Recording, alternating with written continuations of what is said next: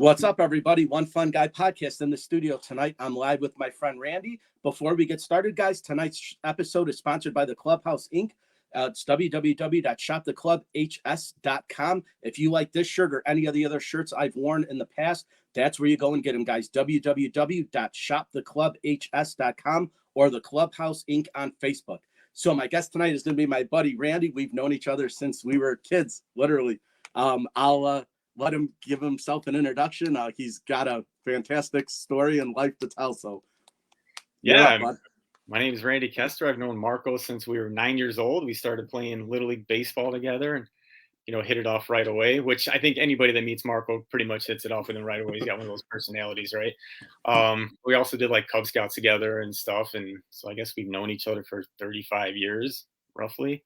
Yeah. Recently reconnected on Facebook, which has been nice.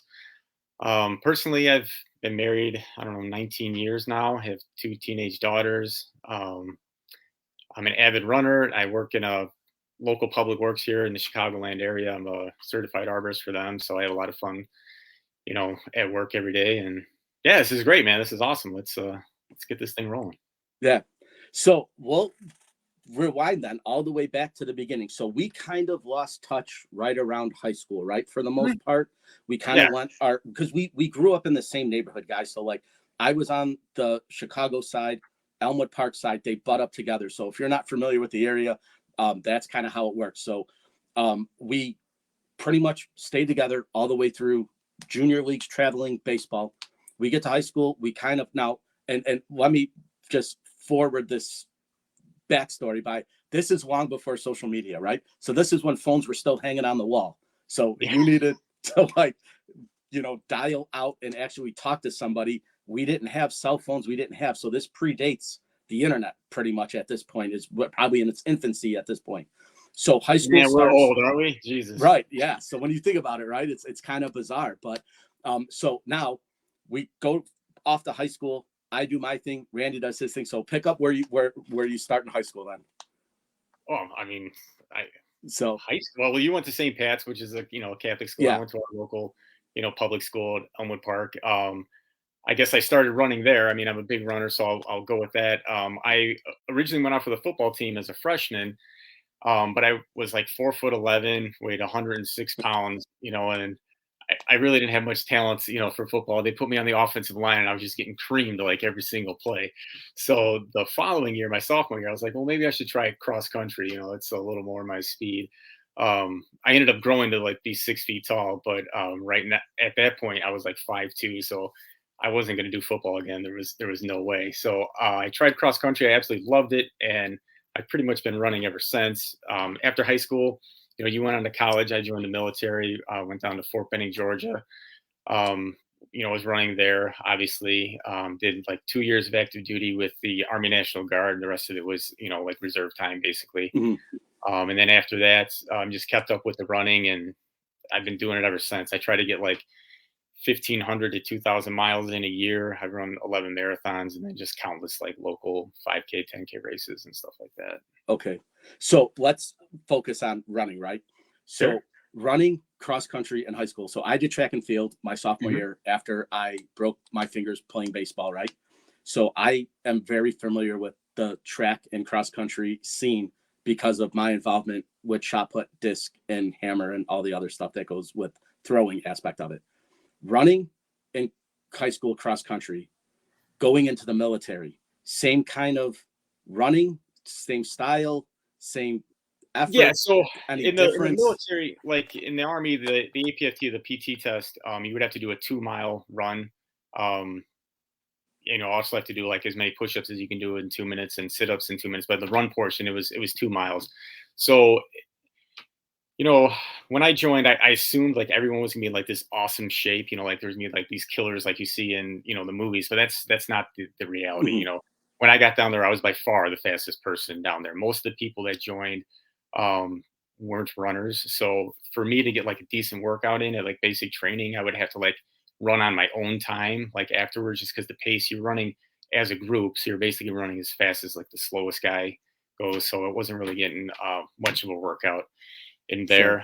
But but it is, it ultimately is the same kind of distance. You're running 2 miles as opposed to 3 miles for cross country races in high Right. school. But it was kind of surprising to me that, more people weren't in better shape, when you Sure. show up to basic training. But a lot of people, they don't like running because it's always the punishment, right? Whenever you're Right. playing a sport, if you do something wrong, it's like, go run a lap. So people get like this sort of bad idea of what running is, whereas like Sure. if you look at a kid who's running around, like a kid playing, any kid who's running, it has a smile on their face because it's fun, at first. But then as you start to get older and you get into different sports, and then they make you run in the, when it's 90 degrees outside and you're in full football gear or whatever, it becomes a punishment. So, but for Yeah. me, I always loved it. I don't know, maybe I'm sick. I don't know what the deal is, but No, I've always, it's a different. So I always say this, right? Like cross. So for let's explain to the viewers who are watching that don't understand like distance running.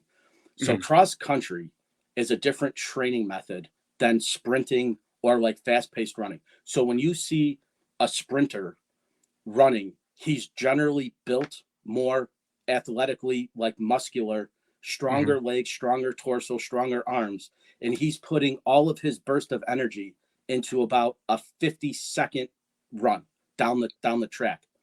When right, you're doing cross country, you're training for endurance. So you're sure, running miles. So the yeah, training is a lot different. So people who like run kind of like understand the difference in like training and stuff like that. So like when we ran in high school, like the bigger guys, like the shot putters, we trained with the sprinters, right? mhm, Because it was a more powerful, more aggressive stance. But playing football and watching those guys run, I had a bunch of buddies in cross country in high school, and I never could pick their brain to figure out why. Like why yeah, they get up and run miles, miles and miles. right, And yeah, then they and would ask me the same thing. They're like, why do you strap on equipment and headbutt another human being? Like, and I couldn't explain it. I was like, because I like doing it. It's fun. It's enjoyable, right? So yeah, at this same, it's wild. I mean, like I ran track as well. So when you would see the sprinters, they would all be on the track and they'd be running, 200s. They'd run like 10 or 20 of them or whatever the thing was. But we would literally be gone for like an hour. We wouldn't be running on the track. We would go run in the streets because you're, trying to run 8 miles. You're not going to do that on right, a track. You're running all over the neighborhood, and like you sort of just leave and then you come back an hour later all sweaty. And then people are like, oh my God, you've been running this entire time. And like, yeah, no breaks, no water, whatever. And it is it is different, and a lot of people, don't get it, but I'm of the school like, hey, don't knock it till you try it. I mean, I really love it. I'm 43 years old. I've been running most of my life. There's right. got to be something to it. And that's another thing too. It's one of those things you can do forever. You can't play football forever or baseball forever. That sort of just goes away in your early 20s, and then you're left watching it on television. Whereas like running, you can do it for as long as your body holds up, I guess. Sure. Yeah. Okay. So obviously, I pinned my logo with the Boston Marathon medal, Yeah. right? Yeah. So that's kind of, I think, the segue into this. So give us the start of professional running to get to the Boston Marathon race. So Sure. kind of So I walk us mean, through that. the Boston Marathon is like is unlike any other marathon there is, because you have to qualify for it. Meaning you have to reach a certain time based on your age and age group. So like they only take like the fastest runners in the world essentially. So for my age group, I had to run a marathon in under 3 hours and 10 minutes, which is like 7 minute pace basically for the marathon. And it took me several attempts to get to that. I ended up running a 3:05 in Milwaukee in like 2019 to get to the 2000, I think it was the 22 Boston Marathon when I ran it. But I had several failed attempts. I kept running like a 3:12 or a 3:15. One year I actually made the cut, but not everyone who gets that qualifying time in actually makes it to the race. That only allows you to like apply, and then they only take like the fastest amount, a certain amount of people from there. So like there's every year there's like 10,000 people who made the time, but then they don't get into the race because they only have so many slots that they can give away. So it's Sure. pretty cool. I mean, it's like kind of like Right. shooting par for golf or something like that if you Yeah. can make it to the Boston Marathon. So So but how it took many me a how many couple of years to do it. pre-races do you have to qualify in? Is it just one, or is it You like have a to qualify multitude? in one, but it has to be within a year of the race you're running, right? So like Okay, if you're going to run this one that was just in past this April, you would have had to run your qualifying time like the year before in order right. to get in. So you can't like, oh yeah, I ran, a 3:05 2 years ago. That's not going to get you in. You got to Sure. run it, within the year. There's a certain, I can't remember, maybe it's 18 months or something like that, but it's a certain time Okay, window. so walk us through training for that, Training? because obviously you just can't qualify one time and No, then sit on the there's couch for six no, months there's and then there's so much that goes into it. So I did it like an 18-week training program. So, it starts 18 weeks out, 4 months or whatever, 4.5 months before the race even happens, right? And I'm training for a qualifying race. I need to get that time. So every week, you have different amount of miles you have to run, and it's always, there's a couple speed workouts in there during the week, a couple recovery runs, and always a long run on the weekends. And the long run is usually anywhere between like 14 and 20 miles, on a Saturday or whatever. So those days are long because you're out there for like 2.5, 3 hours or whatever, just running straight. So you got to Mhm. figure out like where can you get water or like have like fuel on you. You got to run with like these little gel packets and things like that. It's a lot easier if you have friends that are also training for marathons, so you can run with them. You're not doing it solo. But it's really Right. hard. I mean, I've run 11 of them at this point, and I've sort of just decided, okay, I'm done with the marathons just because the training is so much. Right. It takes so much time away. But I still like So doing like half marathons, 10 milers, stuff like that.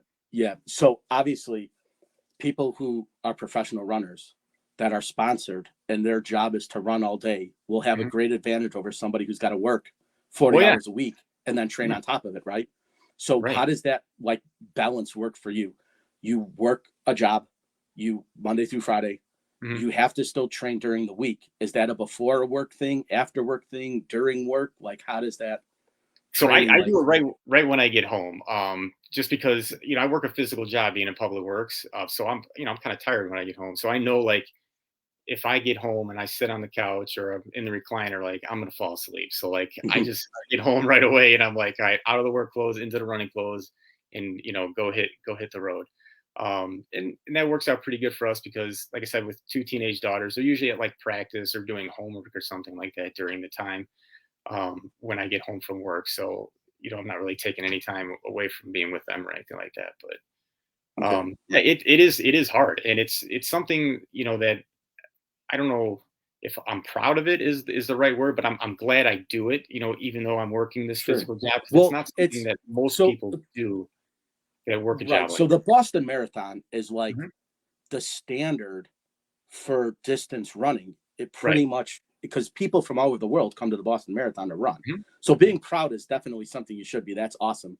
Like Thanks. that's like the pro level of running at that point. Mhm. After the marathon is over, do you have the mindset that you're going to keep going and try and do another one, or do you have the mindset like I guess it would all depend on age, Yeah. probably in time, but do most people get like to the point where they're so pumped that they're like I'm going to make it to the next one, or are they like I that's the Mount Rushmore, I got there, now I can kind of just do, is it? So for me, that was it. Like, hey, that was the Mount Rushmore. Like, the marathon training. Like, there's so much that goes into it. I'm like, you know what? That's it for a while. Maybe if my daughter wants to run one, I'll run one with her. But after running 11 and finally getting to Boston after having, like I said, a couple failed attempts, for me it was like, okay, I'm gonna pump the brakes on this at least for the time being. But there's a ton of guys that they want to run a marathon in every state, or they want to run them in Mhm. different countries. There's there's like world majors, kind of like in golf, how there's majors. There's the same thing in marathon running. So Boston's one of them, Chicago, New York, Berlin, Tokyo, London, and people try to get all of those. Okay, So yeah, it all depends on who you are and what your goals are. sure. But for me, the So goal was Boston. I got there, and I'm like, all right, yeah, oof, I'll keep running every day, but the 20 milers on Saturdays, yeah. I'm more of like a 10-mile guy now. I'm not. So let's focus a little bit like Boston Marathon, like prepping, getting there, right? So when do you fly into Boston? Do you have like time to like still train before the race? Like, is it a 2 week one week, couple days, like, so explain, the marathon is ran on a Saturday, right? Oh, and actually, So Boston's on a Monday, as a so Monday? it's called Patriots Day out in Boston. It's like a big Okay. celebration kind of deal. It's weird. Most marathons are on Saturday or Sunday. Boston's the only one I can think of that's on a Monday. Okay. But it's like So I think walk it's us through the that third week then. Monday. Like what, how soon do you get out there? What do you do? Where do you stay? Yeah, so I want to say I got out there on Friday. I took my whole family out there because it was a big deal for us. We stayed maybe like a mile from the start. Well, not from the start line, a mile from where the buses pick you up to take you to the start line because it's a point to point race. It's not like Chicago where it kind of starts and Mhm. finishes in the same place. They literally put you on school buses and drive you 26 miles away, and then you run back to Boston. Okay. So we stayed near the finish line, I guess I should say. It was probably like a mile and a half from the finish line. But yeah, we got into town, Friday, and I was with my family, and I wasn't like, I'm not looking to set a world record or anything at Boston. The goal was to Right. get there. I got there, so I Sure. just wanted to finish it. So we did, the sightseeing stuff. We did like the Freedom Trail in Boston, which is a pretty cool thing. They've got like a red painted line on the sidewalks in there that takes you by like all these historic places, like Paul Revere's house and the any sort of revolutionary like historical markers Mhm. and stuff like that. But yeah, it was really cool. I mean, but yeah, Friday I got out there. There's like a 1 or 2 week taper, so I was still running, but I wasn't putting in like a 12 miler. That Saturday morning, I ran like Sure. 3 miles So just what to. is it like for you get out there? What's your like eating regimen like? Obviously you're not scarfing down food, you're kind of maintaining, right? At that Yeah, point, you're yeah, I kind know. of I mean, I'm not so like eating triple cheeseburgers or anything, right. but you still want to, just eat a healthy diet like, you would normally do. The carb loading thing, people think something like most runners like have to do or whatever, like the night before eat a big plate of pasta, but that's a normal meal. It's fine. You don't need to, scarf down 10 pounds of pasta or whatever. Just Right. have just a little something, maybe a little something like 3 or 4 days in a row, not just like one big meal kind of deal for that carb loading thing. Because after mile 20, it does get really hard because your body like no longer has like fuel to burn, so it's kind of like eating itself, Right. like muscles and stuff like that. So it gets really tough. That's they call it like you hitting the wall or whatever because it's your body definitely goes through some weird things after the 20th mile. Okay. So So, let's talk family support. Obviously, you have yeah. a wife and kids. They obviously have to be behind you to do this, right? Because you're Oh yeah. away running. They're doing most of the housework stuff. The because you're obviously tired, right? You work an 8 hour day. You go run for 2.5 hours. You come home. You have to get up the next morning for work. You're not probably doing much during that So training I'm time, during right? the like weekdays, the most I'll run is an hour after work. I don't do like the Okay. 2.5. That'll I'll say for like Saturday. Okay. So that's not that bad. I get home at 4, I'm done by 5 o'clock at the latest. I cook dinner like half the nights. It's not like my wife's cooking dinner every Okay. night. I cook like Tuesdays and Thursdays and Sundays. So I'm still doing housework and stuff, but I am tired. That's for sure. I will like fall asleep on the couch. From time to time or every night, as my children might Hmm. tell you. But if they have a track event or a softball thing, like I never miss it. I'm always there for that. On the weekends, I do the housework, like the mow the lawn, shovel, and stuff like that. So, but there's a huge support from them. Just the fact that on a Saturday they're cool with me being gone for 2 hours if I'm training for a Hmm. marathon or whatever, and just during the week as well. So it's nice that they support me because the last thing I want is like for them to resent the fact that I'm running, or like gone for an Okay. hour every day or whatever. And if that was a problem, I would figure something out where I would run in the morning before they woke up or something like that. Sure. So Yeah. now Boston Marathon ends. You kind of say, okay, I'm kind of done with the like training regiment of it. Mhm. What's your schedule like now for running? You just leisurely do it? Just are you Well, I maintaining mean, I'm pretty or serious about it. So like every Sunday, I'll write out the plan for the week, so I know exactly like what I'm running on Wednesday that week or Tuesday that week. okay. But what it'll typically be is like during a regular week, I'll run like 5 miles one day, 8 miles, the next. Might, change the pace up a little bit. And then on Saturday, between Saturday and Sunday, I like to run 20 total miles. So maybe like 12 one day, eight the next. something like that. But it keeps me in shape where if I wanted to go run a 5K or a half marathon or a 10 miler, I wouldn't have to train for them because I'm already trained Sure. up for that. The only thing that I wouldn't be able to do is the marathon in a respectable time because that takes a whole different level of training. Now, how many like so you probably run with similar groups of people throughout Mhm. the area of Illinois. Yeah, You have friends that are marathon runners too. Do you train with them? Do you do solo? Do you have like yeah, that network or yeah. And I mean, I have a running partner I run with almost every Saturday. She and I run very similar times, and she's run the Boston Marathon a few times.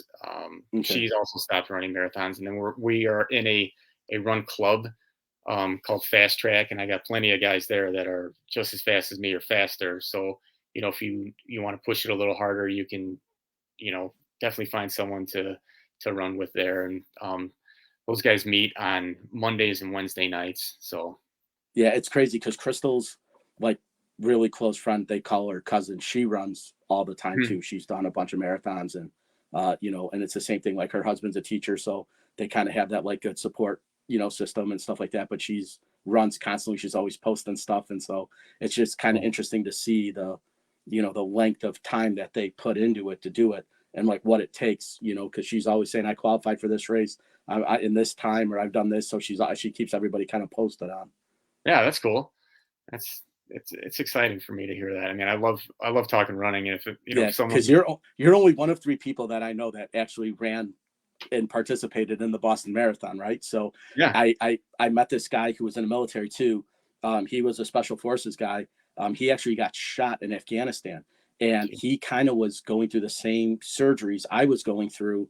Just his was a gunshot wound. Mine was an intestinal infection that I have, but we had the same surgery.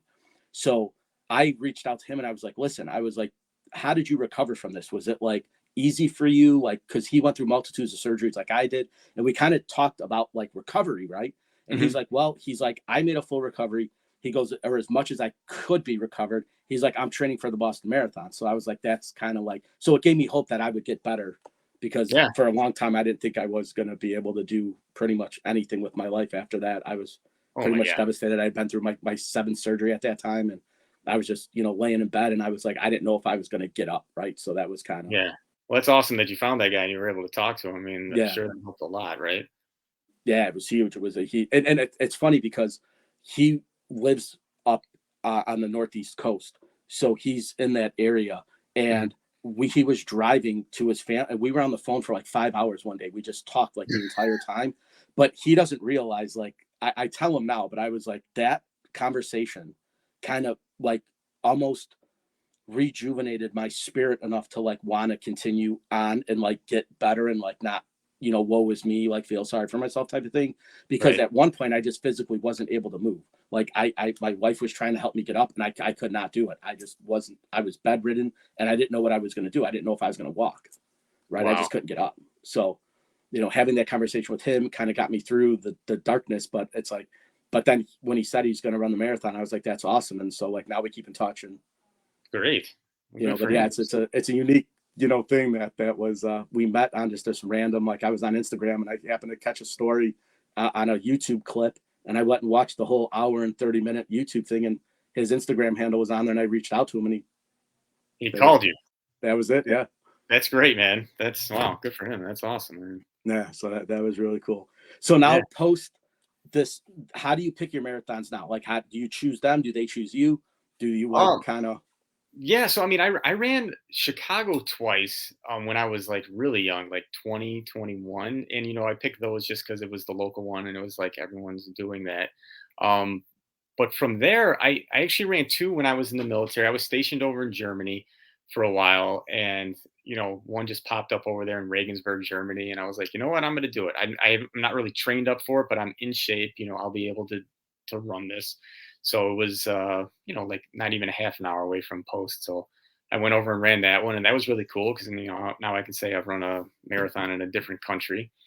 And then I did another one in New Mexico in White Sands Missile Range, which is called the Bataan Memorial Death March. It is like that was by far the hardest marathon I ever did in my life. I did it as a team with 4 other guys, and you're in full uniform and boots. So you got like a 40-pound rucksack that you have to wear, and you have Mhm. to complete it as a team. So you do the whole thing together. And there were portions of it that were paved, but most of it was like actually in sand in Mexico, in New Mexico. So it's like it's Right. hilly, there's all this different elevation and stuff, and man, it was brutal, like absolutely brutal. We did really well. We ended up coming like second place as a team, but I mean, you want to talk about a tough marathon? Like I lost like 2 toenails on that marathon. Like I literally took my socks off. I'm like, it was disgusting. Like Yeah. 2 of my toenails fell out of my socks. I'm like, what the heck's going on here? This has never happened to me before. It was very strange. But great experience, but definitely difficult. And then from there, it's just local stuff for me. Just trying to get to Boston. So like I ran one in Naperville one time, trying to qualify there. I ran one in Bussy Woods, which is right by my house here in Elk Grove. Mm. Um, Came close there, and then finally went up to Milwaukee, and because I heard it was a flat course and maybe like a little bit of a downhill towards the end, which is where I would have most of my problems would be like towards the end of the marathon, like mile 22, 23 kind of deal. So to have Okay. any sort of advantage I could during that portion of the race, I took it, and I had my best marathon there. Awesome. So now growing up into running, who were Mhm. some of the guys like you like set as a tone like for his runners? Like, because obviously, like when I was in high school, Prefontaine was like the big one. Everyone Sure. kind of like he Yeah, was they had like the this. movie out, Yeah, so without he was like or the whatever it standard was. of running. But Yeah. did you have anybody that you were like I want to be like him, like I like his style, or No, not really. I mean, like was just like any other high school kid, Prefontaine was like, the standard, right? But I was never the kind of guy who was like, man, I want to be like that guy. I just wanted to be the best that I could be, to be the best okay? Randy, I could be. I wanted to, be able to contribute to my team and just get better, as I went along. And Sure. then when I got into the military, I would try to help the other guys that struggled with running, because that was the most common thing for people to struggle with. Right. Pretty much everyone that walks in, like they could do the push-ups and sit-ups, but the run was always like the difficult part, because Hmm. in order to pass the APFT, you had to run it, and I think it was under the 2 miles in under 15:30 maybe, or something along those lines, which that's still pretty fast. That's like a 7:45 average pace. So a lot of people would have a hard time with that. So I would try to help them any way I could, give them any sort of tips, run with them, like at night or whatever, if they wanted to put in extra miles and stuff like that. And for the Okay. most part, like if I was helping someone, they had success. Um, so and So is now coaching ever in the back of your mind? Did you ever think my about? daughters, I coach them. Like during the summer, I run with my oldest daughter. She's on the cross country and track team at her high school. And my youngest one, she just ran cross country at her junior high for the first time this past year. And she wants to run in the summer. And I'm like, great, let's do it. Yeah. I'll run with both of you, and then I'll go on my run. Sure.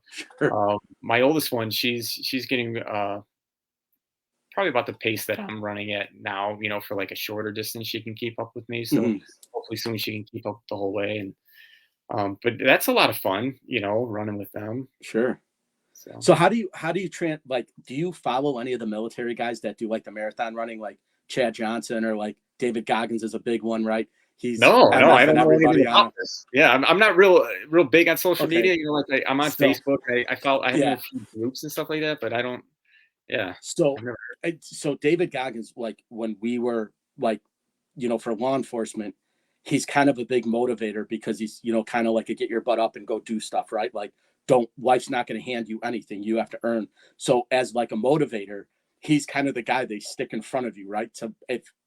To basically be like this guy, right? Have this Okay. attitude, have this. Well, he runs like insane amounts of like run like ultra marathons. Like he Okay. runs for 7 hours, 8 hours at a time, right? And the Yeah. whole time he's like motivating people as he's running, right? Like I didn't Okay. get this just by sitting on the couch. Like I don't eat bags of Doritos. I don't like, and he's kind of doing this. Right. And so now it's kind of like in the I don't want to say trend, but a lot of these military guys now, when they get out, they run, and that's kind of their thing now, right? So they turn into like these marathon runners, and they run these insane amount of things, or they just go into fighting, right? Like jujitsu is a big one, or they'll Right. go into like that kind of. But you see a lot of them now doing these like ultra marathons, right? Like that's their big thing now. So it's just kind of unique that it's like they're motivating people to run as opposed to like fight.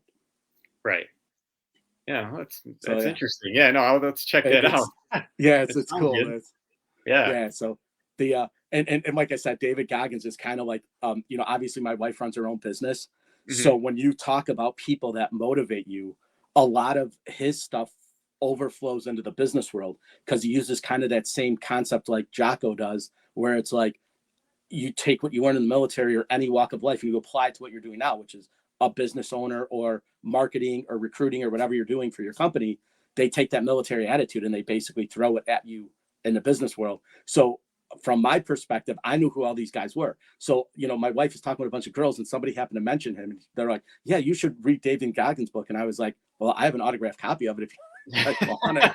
So it's like, so they're like, you know, I was like, yeah, that's like, he's huge in our world because Yeah. that's what he does. Like he transforms that stuff into, you know, first responders is a big one, right? So he takes what he knows and applies it to us. So that's kind of like the big thing in the in our world. Yeah, for sure. So now that you're back to work and feeling better and everything, how's that going? Like, how's the transition from It's tough. what you're going? I you know I still I had a doctor's appointment today. I'm still not recovering at the speed that they want. So I'm blessed to be back at work. I'm taken care of, like they treat me well. It's just that I would want to be at like a 70% mark, and I'm probably right now at like a 45 or 50. So I'm like Oh, halfway there. And at this point, I should be at 60 or 65 on my way to like recovering.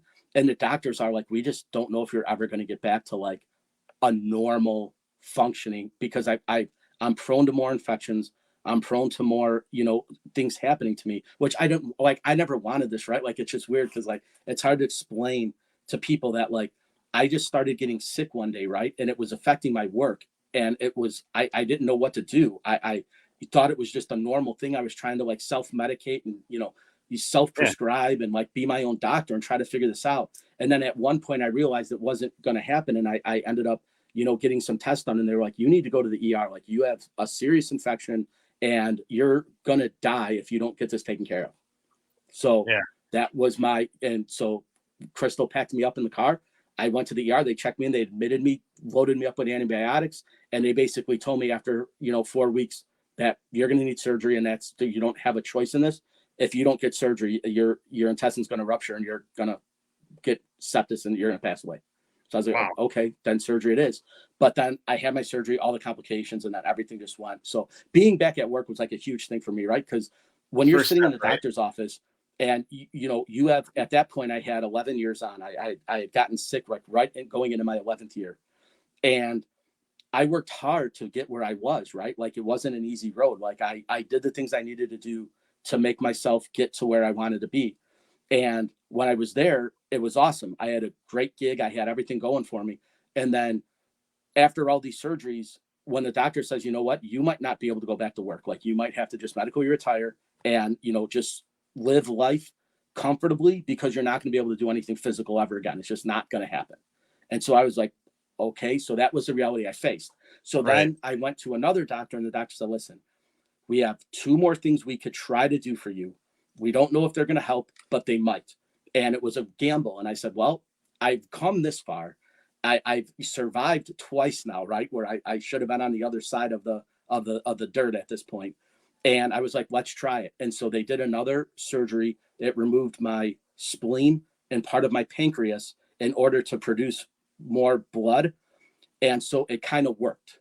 So now I'm just kind of recovering, but because I don't have those organs, anytime I catch a cold, I get sick for weeks. It's not, most people could kick it in 3 or 4 days. It takes me 3 or 4 weeks to recover Wow. from it, just Yeah. loading up with antibiotics. And so now I'm fine, like, right? Like I'm as good as I could be, which isn't great, but it's enough to get me to where I need to go. Right. Because I So mean, yeah. you can travel, right? I mean, Yeah. you've gone on a couple trips and everything Yeah. since, and So that. I'm like health wise, like I can do everything a normal person can do. Just I have to do it at a slower pace and I have to really be cautious about what I do. So when I travel, I'm always prepared. I have all the medicines with me. I have everything. If it could go wrong, I'm prepared the best I can to deal with it as it goes. And so, you know, I still have to live a life. And that's, Yeah. it is all the stuff that I went through. Like I'm still feel like I could do a lot. I just have to do it at my pace. And it's hard for people to understand that. It's like, Oh, sure. when you look at me, I look like a fully functioning 43-year-old guy, right? But internally, I'm not. I'm way weaker than anybody else would be. Yeah. Oh man, that's So, brutal. but yeah, Huh. so that's kind of crazy. So that's, Yeah. it is. So, but let's talk about one of the few things I wanted to ask you is, military, we touched on it. How did you Mhm. pick the Army? Was that something that was just kind of there, or was it like, was it Yeah, I had a because friend. I had a friend that was in the Army National Guard, and he's like, "Dude, you should check this out. It's really cool." And I was like, "All right," and I like went with him one day, and I was like, "Oh, I really like this. This seems cool. I want to give it a shot, and it sounds like something I would really like." And I did, and like I said, I ended up doing like 2 years of active service with them. But I got to travel a lot, a lot more than I thought I would. I ended up like because of the military, like seeing like 8 different countries and all sorts of different parts of the United States that I'd never seen before. Like I said, I was stationed in Germany for a while, and from there, I got to go to like Italy and Austria, the Czech Republic. I went to Amsterdam. I did like a 2 week thing in Iceland one time, which is pretty cool. It's a place I would never have gone sure, before, and I ended up in South Korea for a little bit. So it was a great experience. I really loved it. But yeah, just I had a buddy in high school that did it, and I wasn't doing anything after high school. I didn't go to college, and like I always knew I wasn't going to go to college. I hated school, sure, and I'm like but at the same time I was just sitting there like that's not doing yeah, much. I was working like a retail job. I'm like, what the heck am I doing? I need to, figure something out. So I went into that, and yeah, I had a lot of fun. It was great. I really enjoyed my time in there, and but yeah, that's how I did that. I was never going to be like a Marine or in the okay, Navy. I thought about the Air Force because that kind of interests me, but ultimately I ended up with the Army. So that was yeah, good. it's How did you become a cop? so I know it's you went for accounting originally yeah, in college, right? yeah, so so what happened is after high school, I was starting to get, like, in my senior year, I was getting recruited by a couple schools, but I still had the Navy like in the back of my mind because my cousin Mickey, I don't know if you can see on the wall behind me over here, I see but it. he Yeah, was a that's fighter planes and stuff. pilot, right? So Mhm. he was a pilot in the Navy. So he flew jets as a fighter pilot. So I called him up and I'm like, Mick, I was like, what should I do? He's like, don't enlist. He goes, whatever you do. He goes, talk to the recruiter, see if you can get sent in as an officer. And if they don't do that, figure out your other options. He's like, if college offers you a scholarship, he's like, take the scholarship. He's like, if there's any grant money, if they offer you money for school, he's like, the military's always going to be there. Go to school, play football, do whatever you want to do, and then go to the military. He goes, if no schools offer you anything, if they don't give you a dime, he goes, then I'll help you navigate how to get through the military. And that's what I was going to do. So I was Mhm. talking to the naval recruiter literally once a week. He would call me up. He came to school on like on the workshop day. And Right. so all the members of the branch were there. The Navy just stuck out to me because of my cousin Mickey. He's like that, was, he was the top gun, right? Like that was, Right. he was Maverick in the movie. So that was always kind of like the big thing for me. But he navigated me through college. He was doing recruitment at the time. So he was actually helping college kids pick their schools. And like, that's what he was doing as a career once he got out of the military. So after he went and taught Annapolis, taught flight school, taught all the other stuff, he just wanted to work for a university and he was doing that. So he helped me through my whole like navigation of how to get to school. So that's how I ended up at, Carthage playing football. And then after school, I didn't know what I was going to do either, right? So I had my degree, what is in criminal justice sociology, and my minor is in accounting. But I went to school to be an accountant because obviously when you're near in high school, the counselors say, well, what are your three best classes? Well, my three best classes were accounting, sociology, and psychology. Those were the three things I excelled in. I really was bad in math and geography. I really didn't. History was kind of like just there. Those were the three. So out of those three, they were all kind of platformed into what I was doing. So Mhm. I figured I would go to accounting. Well, Y2K happened, right? So it's now 1999. I'm a sophomore in college, and everyone's coming back saying, don't get into accounting. No one's hiring. Everyone's hiring data programmers, data analysts.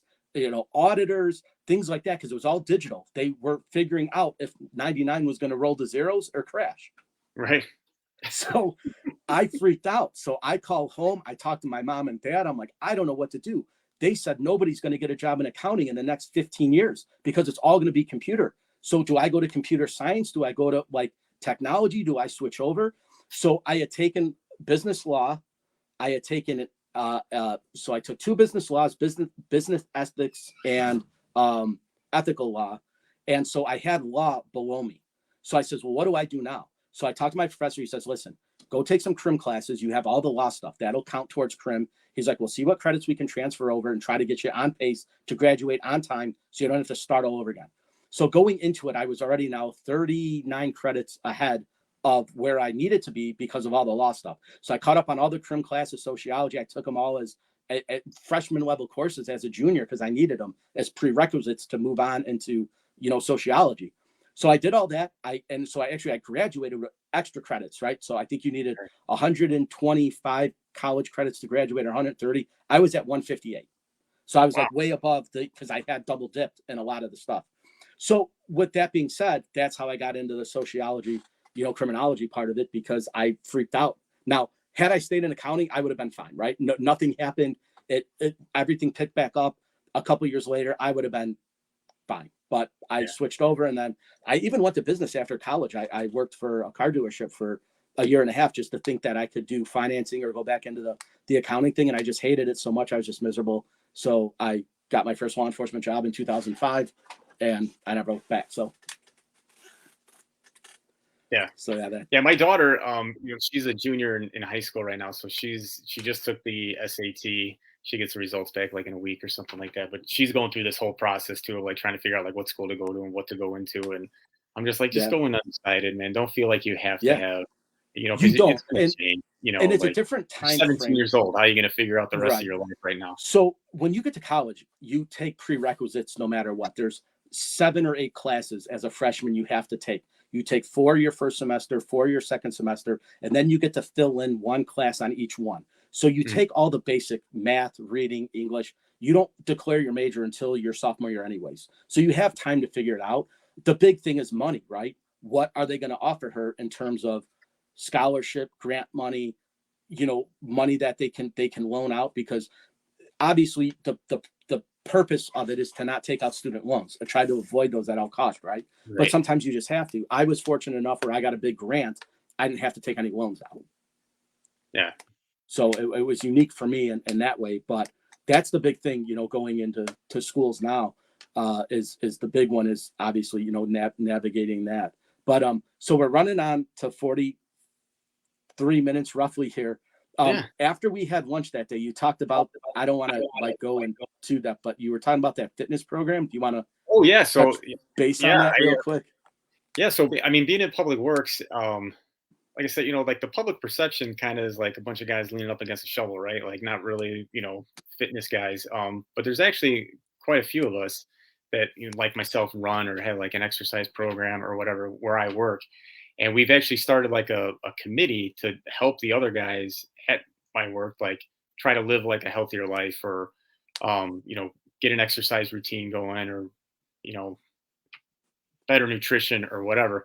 And myself and a colleague of mine, we're going down to like our annual snow and ice conference meeting, like nationwide. It's in Kansas City. And we're going to present on like a health and wellness, presentation and just talking to other public work facilities and departments about how they should think about bringing something like this into their organization. Because, it's such a physical job and we don't really talk about how to train our bodies or keep our bodies in shape, when we're out there working. We always talk about the equipment and how to take care of the equipment, but we don't really talk about how to take care of ourselves. So, we're going to speak on that. And, we're pretty excited about it. It's something that doesn't get brought up enough. People are rarely talking about it in our line of work. But we think it's something that should definitely be discussed because, like I said, I'm in the the forestry department. So I'm taking care of like all like parkway trees. So we're going up, trimming all these trees, and then obviously you have all the limbs and branches on the ground. So you're picking them up and you're throwing them in the chipper, and it's a very physical job. And if you don't take care of yourself, you're going to hurt yourself ultimately. Hmm. And yeah, so it's pretty cool. We're excited about it. We hope it goes well, and we'll see what That's happens. awesome. I'm sure it would. Now, Yeah. is this something like in retirement, like the endeavor you would try to train people? Like, is that something you're kind of I mean, I'm focusing? a long way away from retirement, Marco. I haven't I really know, I thought got about it. it. I'm not. I mean, I think you have a plan or something that you're going for. Like Yeah, kind of maybe after this. I've kind of set it in place. So like, Yeah. who knows what's going to happen, right? We don't know what the Right. future holds, but what I'm doing now is kind of circumventing where I want to see myself in the next 6.5 to 7 years when I leave. Hmm. So I kind of have an idea of where I'd like to be versus where I want to be might be a different story. But Right. I kind of have this platform going to where Sure. I can try to, maneuver this into a full-time thing when I retire. That way it'll Yeah. I supplement my mean, income more. I haven't really thought about doing this monetarily or anything like that, but Yeah. you never know. Just at this point, we're just kind of just trying to get the word out and trying to help people live a better Sure. life. And Yeah, um, you'll definitely be able to do that. That's for sure. yeah, so yeah, we're pretty excited about it. It should be pretty cool because like I said, we started this committee, and we've got 7 members, so there's at least 7 people where I work that are like interested in this, and are able to help the other guys out and stuff like that. And I know most of these organizations, they probably have a few guys that are doing something as far as like a exercise routine or whatever, and would be willing to help Mhm. the other guys like figure out how they can eat better or get some exercise in after work or whatever, because it can be hard working that physical job and then be like, okay, now I'm going to go work out. It's like, who wants to do that? Right. But it's something you should do, and there's different strategies you can use to make sure you get it in, and it's less wear on your body and stuff like that. So we'll see Cool. how it So goes. I mean, I don't know. I don't know yeah, if 2 people right. are going to show up to this thing or 200 people are going to show up. Yeah. We'll see. There's a bunch of different meetings going Yeah. on, during this thing. All So you we'll got to see. do is try, right? You present Yeah. it, you hope that it works out, and that's it, right? You can't control everybody else, right? And how No. many Yeah. people are going to be like, "Oh, this is awesome," and then 3 months into the thing, and be like, "No, I'm going to go back and drink some beers." And Yeah. Exactly. Right. I mean, that sounds pretty good to me too. Drinking some beers. But I think as long as nobody's perfect, as long as you try to do your best, it's okay to slip Yeah, every once in a while. But that's the hard part, is right, is sticking with it. you sure. know I've been running now consistently for like 12 years. I had like a little break like right after I got out of the military and got married and had my first kid and stuff. Like I wasn't thinking about any sort of exercise at all. And then just one day I was like, man, I gotta get back into this. Sure. I don't feel right. This isn't, I'm not the best me I can be. So I started running again because I knew I loved it and it was something familiar I could go back to and know I would have success with it if I wanted to. Um, but yeah, it's not an easy decision, every single day to Right. be like, all right, after work, I'm going to go for a run. How do So you find the self motivation to do it? Is it kind of do you kick your own butt to get up sometimes? yeah, I Is mean, it like sometimes it's like I come home and I'm like, man, I do not want to go for a run or whatever. And like my daughter be like, how far are you running today? And all of a sudden I'm like, well, I think I'm gonna run 5. You know what I mean? Like, and then I just go out and do it. But most days I'm pretty cool with it. Like I said, I write that plan out a week in advance, so like I know what the plan is for the week and what I'm supposed to be doing that day. And sure? um, yeah, it's Now, pretty does good. weather affect training? Like, do Oh you run yeah, in the yeah. snow? Do you run in? I don't run in the rain. Like Okay. there's a 0% chance that you'll see Randy out running in the rain. Okay.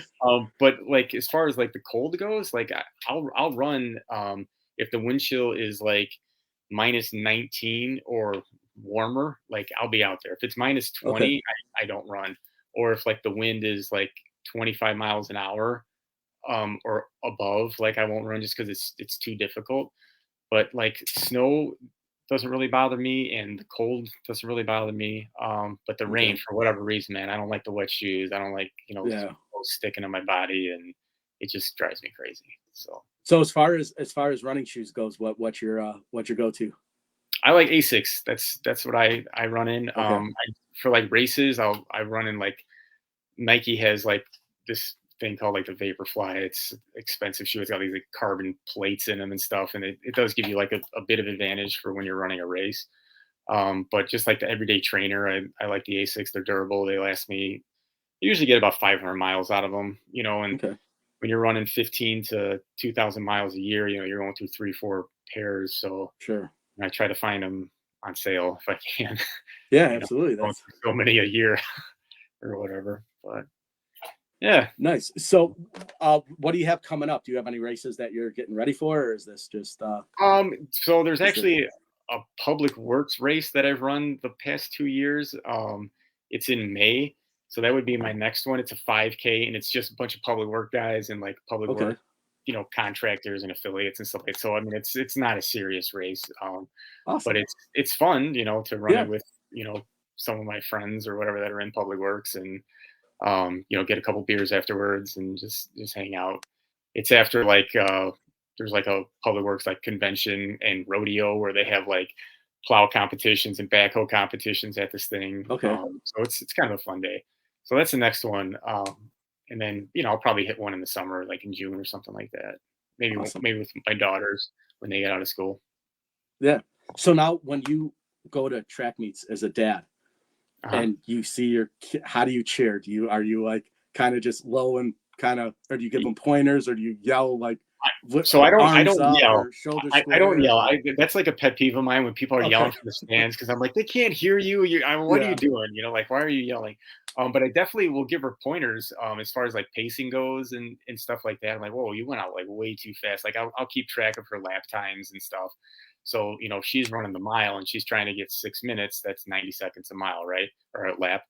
Yeah. So it's like, okay, your first lap was, an 80 or a 79. I'm like, that's way too fast because, you end up dying at the end. So I'll give her little tips like that, but not during the race. During the race, I'm pretty reserved.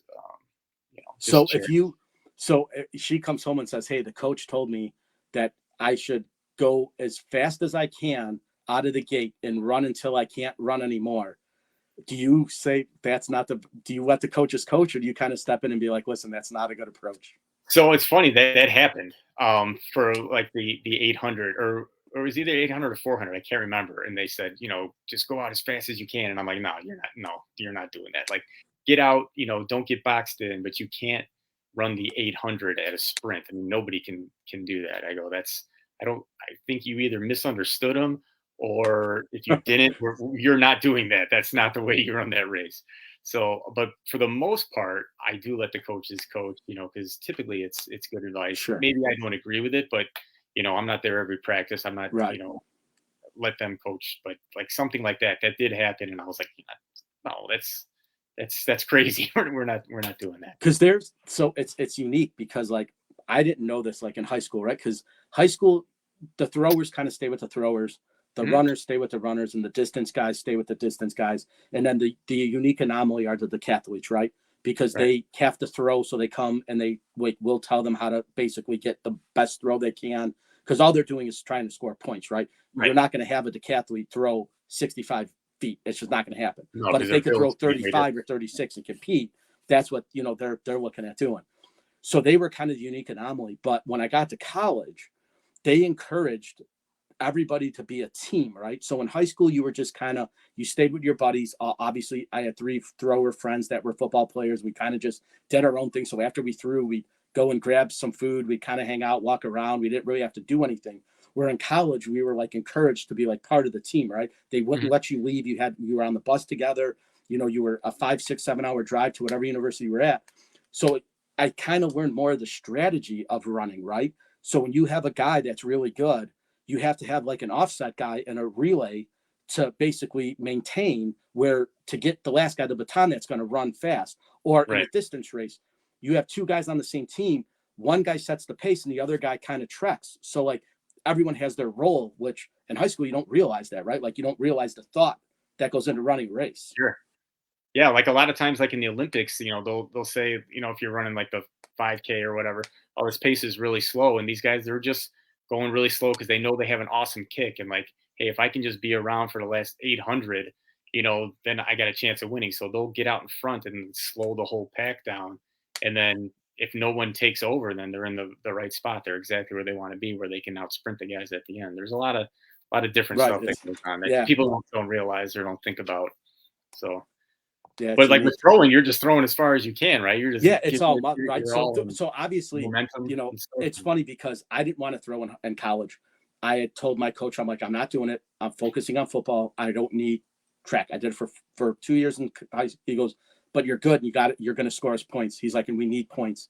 He goes, I just need you to throw. You can do whatever you want after that. And I was like, so he talks me into it, right? So he ropes me into it. Yeah. So in college, though, it was a lot different than high school because obviously you're throwing a 16-pound weight instead of a 12-pound weight. So it's heavier. And that's your standard. And then the technique matters, right? So in high school, you can kind of just muscle it out there. But unless you have form and you develop the proper footwork, you're not going to be able to throw it. It's just not. So in college, it was a completely different level. But like I said, track in college was unique because we were like a team. It was like we all stayed together, even the girls, right? So guys and girls all stuck together. We all worked out together. In high school was just everyone on their own. There was no, and I hate to say it, but just no camaraderie in high school track, right? Runners run, distance guys stay with the distance guys, throwers throw. With college, totally different. We all hung out together. So it was. Yeah, and college is different too because in high school, anybody's on the team, right? Like if you want to be on the team, you're on the team, and you could be in an event or whatever. But in college, everybody's good, right? So like when you're running like cross country in high school, there'd be like huge gaps in between runners, but in college, all those gaps are filled. So like where maybe you would come in 10th place in high school, a gap between like 9th and 10th might be 100 feet. In college, that same 100 feet is filled with guys.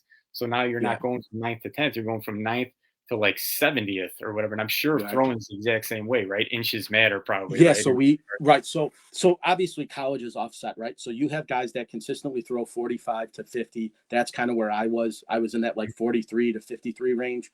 And I was always trying to break like 53. I think my best throw was 52, like 9 or something like that, or 52, 8 or something like that. So you had guys that were easily capable of throwing 63, 64 feet. So they were obviously, you're not going to catch them. So my goal was to, at least if I could medal, if I could get a 3rd place or a 2nd place, because obviously the guy that throws 63 feet is going to hit number 1 and you can't catch him. You're not going to miraculously throw 10 more inches no matter what you do. But so I always just tried to stay in the middle of the pack where, most of the time I didn't go up against guys that were in that realm, right? Because you throw 65 feet, you're an Olympian, right? That's just, you're in that realm. You're easily anywhere between 62 and 60 or more. You're training for the Olympics, right? You're a D1 thrower. You're a massive person. Most college kids threw between 45 and 55. That was like, if you were anywhere near 50, you were considered good. And anything over 50, you were pretty much high in your conference. Right. So I knew I was never going to catch those guys. Like I said, my furthest throw was under 54 feet. So I wasn't ever going to the pros like the Olympics because I wasn't in that realm. But when you get guys that consistently throw 59, 60, 61, they're in that conversation. Right. So yeah, it's a unique thing. Yeah, for sure. So yeah, well, it was awesome having you as a guest. We'll have you back on down the road.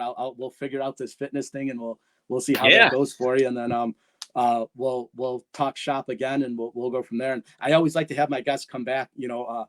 History Buff is going to be my first guest that I'm bringing back on to talk about it, but I'm excited to start lining up guys because now I always want to check in like 3 months, 6 months, 9 months down the road, see where everybody's at, what's changed, what's new, what's going on. So yeah, that History Buff guy, he was pretty cool. He had like the heavy metal thing going on. Yeah. And he actually just did a interview with one of the band we went to see. Their drummer was on his show. So like I got a whole bunch of questions to ask because I'm starting to reach out now into more of the music stuff. So I have a guest in May. He's the lead singer of a band called Darkwater. He's going to be on. We're going to kind of talk music business type of stuff.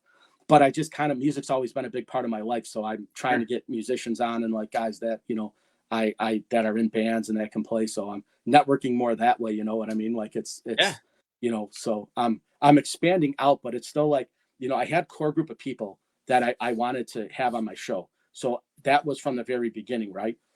Then it just kind of grew into like, I would meet somebody like, hey, you want to be a guest? Sure. So I've kind of used that social media platform to, broaden my horizon. So I'm glad to, for it. Awesome. That'll be cool. So, yeah. So, well, thanks for being an awesome guest. We'll Yeah. get you on in a few months. And is there any last thing you want to shout out, or any No, you man, want it to was say? a lot of fun. I wasn't, like I said, I wasn't sure what we were gonna talk about or Yeah, whatever. it But goes this by was, quick. So yeah, it that's goes by real quick. Yeah. yeah. So it was, yeah. All right, so we'll end the show, guys. So I'm One Fine Guy Podcast, guys. I'm across all the platforms on social media, here on Facebook, YouTube, TikTok, and Instagram. I'm One Fun Guy Podcast. Find me there. If you like this, hit the thumbs up. If you could share it, that'd be awesome. Subscribe to my YouTube channel, and we'll see you guys on the next one. Thanks again, Randy, for being a good guest, and we'll talk soon. Yep.